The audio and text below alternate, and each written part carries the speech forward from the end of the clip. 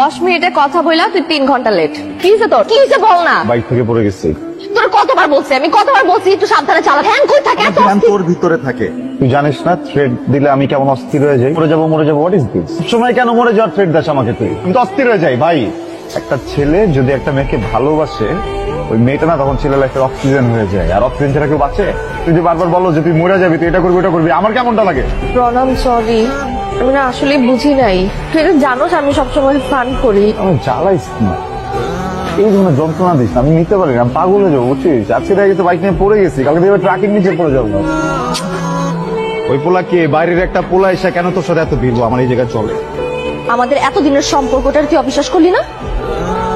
তুই তো অবিশ্বাস করছিস আমারে। এখন দেখ আমি সুইসাইড করবো, আমি সত্যি সত্যি মারা যাবো। যেমন মর। সর্বনাশ হয়ে গেছে। আপনি তো